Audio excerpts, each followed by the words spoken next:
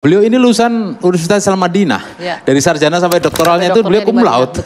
Kalau misalkan sekarang katakanlah nih ikut sertifikasi dai atau belum, kira-kira masyarakat nih kalau mendengar pertanyaan ini, lawang dia itu cum laude dari sarjana sampai doktor, apa masih perlu disertifikasi gitu kan? Kebanyakan orang awam tidak benar-benar tahu seperti apa kualitas para ulama di negeri ini. Entah itu Gus, Kiai, Tuan Guru, atau Habib. Sebagian besar dari mereka hanya menilai dari segi keturunan saja. Yang penting, kalau seseorang keturunan kiai, pasti dianggap berilmu.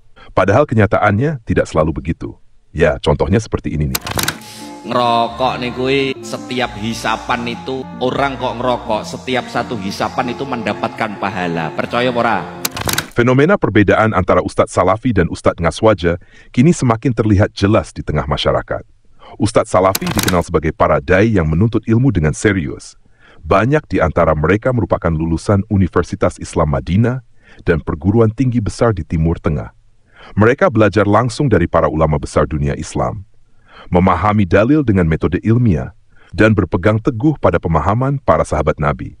Dakwah mereka bersandar pada ilmu, bukan emosi atau hiburan. Sebaliknya, banyak ustadz dari kalangan Ngaswaja hanyalah lulusan pesantren lokal.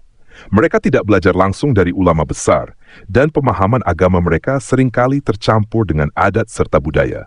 Gaya ceramahnya lebih banyak berisi kisah, lelukon, dan ungkapan yang menghibur, bukan penjelasan ilmiah tentang ayat dan hadis. Bahkan tidak jarang isi ceramahnya jauh dari landasan dalil yang sahih, melainkan hanya mengikuti tradisi yang telah turun-temurun. Perbedaan yang paling mencolok terlihat dan gaya hidup. Ustadz Salafi dikenal sederhana, tidak berharap amplop, tidak menjual ceramah, dan berdakwah semata-mata karena Allah. Mereka menolak menjadikan agama sebagai sumber penghasilan atau alat mencari popularitas. Sementara sebagian besar Ustadz Ngaswaja justru menjadikan dakwah sebagai ajang mencari pengaruh dan keuntungan. Mereka senang diberi amplop, dihormati berlebihan, bahkan ada yang menuntut fasilitas mewah ketika diundang ceramah. Lebih parah lagi, di banyak pesantren Ngaswaja masih tumbuh budaya gulu atau berlebihan dalam menghormati kiai. Para santri diperintahkan untuk sujud atau rukuk di hadapan gurunya, sesuatu yang jelas dilarang dalam Islam. Nabi Muhammad SAW bersabda dalam hadis riwayat Ahmad, "Tidak pantas seorang manusia bersujud kepada manusia lain." Namun praktik seperti ini justru dianggap biasa, bahkan menjadi kebanggaan di sebagian pesantren. Selain itu, banyak di antara mereka yang tumbuh dalam doktrin membenci Wahabi. Mereka diajarkan untuk memusuhi ajaran Salafi, padahal mayoritas di antara mereka tidak paham apa itu Wahabi sebenarnya. Mereka hanya mengikuti kata guru tanpa mencari tahu dengan ilmu. Padahal yang mereka sebut Wahabi hanyalah ajaran tauhid yang mengajak manusia kembali kepada Al-Quran dan Sunnah tanpa perantara bidah dan khurafat. Ironisnya, sebagian pesantren Ngaswaja juga gemar mengadakan acara syalawatan yang seharusnya bernilai ibadah, tetapi justru diubah menjadi ajang hiburan. Musik keras, lampu sorot, panggung megah, bahkan terkadang bercampur laki-laki dan perempuan, semua itu dilakukan atas nama cinta Nabi, padahal jauh dari adab dan tuntunan Rasulullah SAW.